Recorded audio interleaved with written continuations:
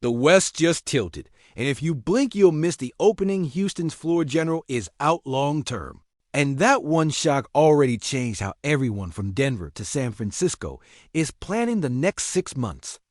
Warriors fans, this is an exclusive for our community. When a contender's heartbeat goes quiet, the teams that are serious don't feel sorry for the bracket. They move. You never celebrate an injury ever, but the league doesn't stop to mourn. It reallocates power. And right now, Golden State, older and wiser and still dangerous when the rhythm hits, has an opportunity measured in weeks, not years, to turn a rival's loss into our leverage. Let's talk like we're at the bar after work, straight and simple, so everybody 50 riding with us gets the full picture.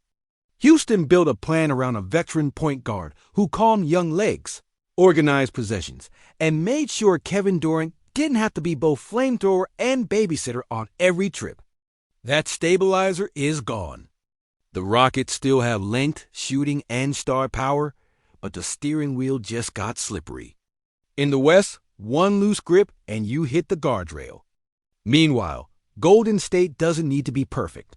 It needs to be cleaner, more coherent, and just opportunistic enough to squeeze 2 extra wins out of a matchup that used to be a mountain. This is how you do it. First, the immediate chess shift. Without that organizer at the point of attack, Houston either hands the keys to a second-year guard or goes shopping for a veteran. Handing the keys is brave and fun for highlights, but the playoffs are not driver's ed. They are stress tests.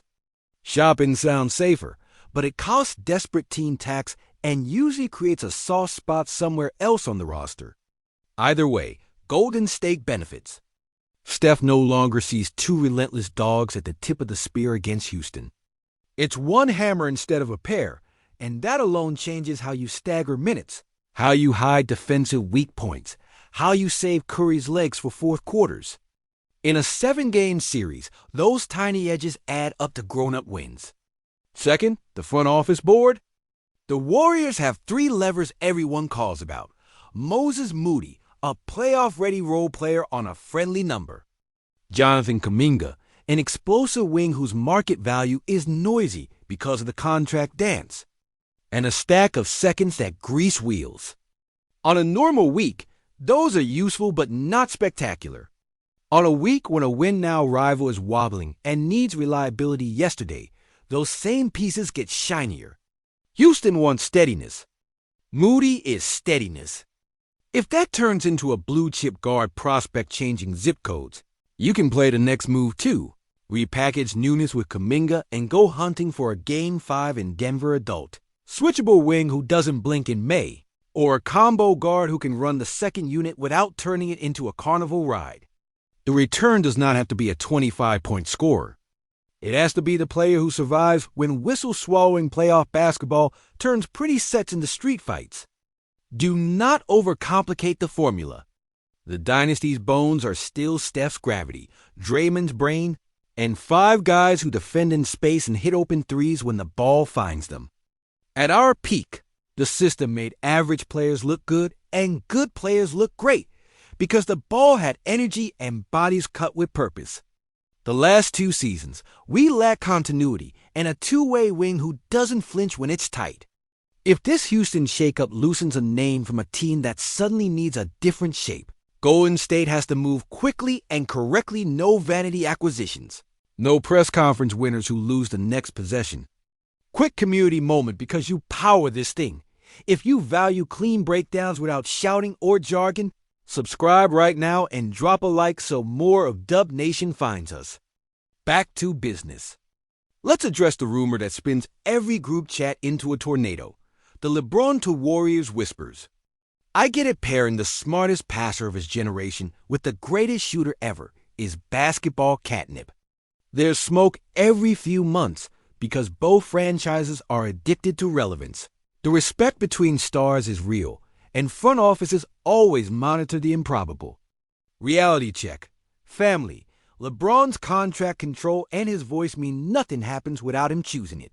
And the Lakers publicly talk like they want his story to end in Los Angeles. Could the universe tilt and make a conversation possible months from now? Maybe. Should Golden State wait around for a wish? Absolutely not. You build something that wins without miracles. And if a miracle knocks you answer with a clean cap sheet and movable contracts, not with both hands tied to a dream. So what's the practical plan with timelines colliding? This is where Warriors fans over 50 nod, because you've seen every sport and know when to pull a pitcher before the eighth goes sideways. Curry is still elite. The window is thinner, not closed. Prioritize players who make sense when the game slows down and the refs swallow the whistle. Add a guard who turns good looks into great looks for 4 quarters, not just one hot stretch in January. Add a wing who soaks up tough defensive minutes, crashes the glass without being asked, and hits the corner 3 without demanding 10 dribbles. That's it. 2 ads, not 6. Precision, not chaos. We also need to talk about pace and shot profile. The Warriors' identity was never just threes. It was good threes generated by paint touches, screens that bite, and passes that arrive on time. Last season, we lived through too many empty possessions and not enough pressure at the rim, which made the offense look pretty but harmless. Insert a guard who lives with 2 feet in the paint and a wing who sprints the lanes without the ball, and suddenly Steph's off-ball cuts become surgery again. Draymond returns to the short-roll quarterback he's always been, not the emergency fireman he had to be when spacing was crooked. The math swings back in our favor. Now, the part every comment section jumps to, Kuminga. The tools are outrageous. When he decides to bully a gap, he looks like tomorrow. When he hesitates, the offense hiccups. The contracts stand off through a harsh light on usage, role, ceiling, and buy-in. Some front offices see a future all-star. Others see a high-end finisher who needs structure, reps, and trust. Golden State has tried to thread the needle, develop, and contend, but the eye of that needle shrinks every spring. If a package built around Kuminga plus a shiny prospect actually answers playoff questions, you make the hard call. If the offers are all sizzle and no stake, you keep him, give him defined responsibilities, and live with the growth curve because the payoff can still be enormous. One angle people miss: psychology. The Rockets losing their organizer isn't just X's and O's. It's emotions. Young teams ride waves. Lose 3 ugly ones on a road trip and doubt creeps in. Veterans like the one they just lost calm under noise prevent those slides. Without that voice, film sessions get longer, outside chatter gets harsher, and fourth quarters feel heavier. Golden State, even with flaws, has seen every storm.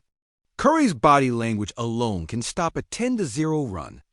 Draymond can turn a dead arena into overdrive with 1 read and 1 roar. Experience is a skill.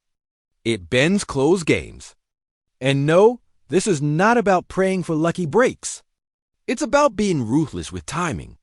The year the 73-win team fell short, 1 suspension and 1 injury reset the universe. The margins are microscopic. Championship behavior sees in a scheduling quirk here, a matchup break there, and never apologizing for it. If Houston is forced to overplay a kid at point, you pick on him until he either breaks or grows up on fast forward. If they overpay for a quick fix, you attack the scene that move leaves somewhere else. Meanwhile, you patch your own leaks. Fewer leave ball turnovers, better defensive rebounding organization, and bench units that play simple, ugly, winning possessions instead of audition tape. Let's get specific about opponents because the truth lives in matchups. Denver remains the measuring stick. Nikola Jokic bends geometry and dares you to think clearly for 48 minutes. Against them, Golden State needs wings who will stun at the elbow and recover the shooters without ball watching, and a guard who can keep the dribble alive long enough to force the big into a decision he doesn't want to make. Minnesota is the bruiser exam too big's elbows, patience. You beat them by keeping your dribble alive, dragging the center into space, and finishing through contact while the weak side is occupied by credible shooting. Oklahoma City is deep, long, and organized. They flood the elbows and rotate like a track team. Any Warrior edition has to survive on an island and process decisions at playoff speed.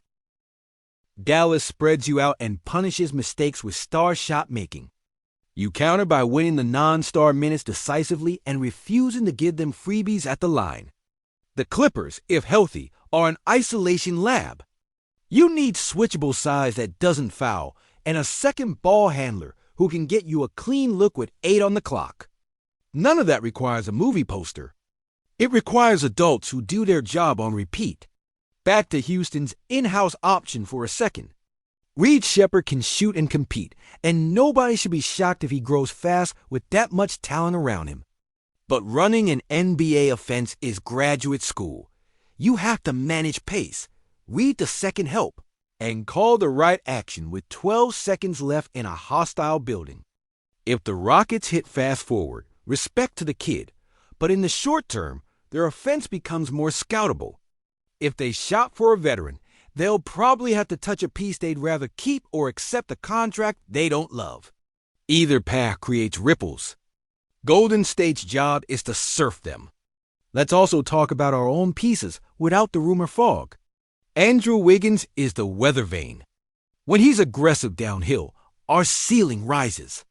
When he floats, we feel every birthday on the roster. If adjusting other roles unlocks the version of Wiggins who screens, slashes, and guards the other team's best wing for 35 minutes, you keep him and quietly enjoy the 18-7 nights that decide road games in February. If tangled roles and confidence dips persist, you evaluate whether his contract helps you build the kind of package that returns that playoff closer we keep describing. Trace Jackson-Davis deserves a word here because he's the kind of center who gets better when the roster gets cleaner. Run the floor, screen with intent, short roll on time, dunk what should be dunked, and own the defensive glass. Brandon Podziemski matters for the same reason connective tissue. He keeps possessions alive, sees the early pass, and competes above his age. Put the right adult guard next to him, and the second unit stops feeling like a roller coaster. Let me answer a pushback I hear from fans who've watched us since Run TMC. Why not just trust youth and live with the mistakes? I love that instinct. It's pure basketball. But Steph's calendar is not a theory. Maximizing this version of Curry demands selective impatience.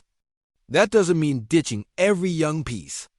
It means choosing which ones help you now and which ones bring back help now. The balance is hard, not impossible. The 2015 team wasn't old. It was coherent. Coherence returns when roles are clear, when lineups have 2 ball handlers instead of 1, and when the weak side shooter knows the pass is coming on time, whether he's made his last 3 or missed it by a mile. Because defense still wins when the lights get ugly, here's the playoff checklist I want living in the locker room. No middle drives against elite shot makers. Show hands early to avoid cheap fouls. Tag the roller from the weak side with a body, not a stare. Crash the defensive glass with 3, not 2. Run after every miss even if you don't have numbers, because early offense delivers the cleanest looks you'll see all night. Offensively, screen angles matter. Slip when they top lock Steph. Relocate with purpose instead of drifting. Punish switches by ducking in or cutting behind the front. And above all, value the ball. We don't need 30 assists to win a playoff game. We need 15 uncontested threes and 15 free throws created by paint touches. That's the math that travels. One more word about the rumor carousel, then we put it to bed. Could the Warriors circle back on the biggest fish if the season turns weird in Los Angeles? Never say never.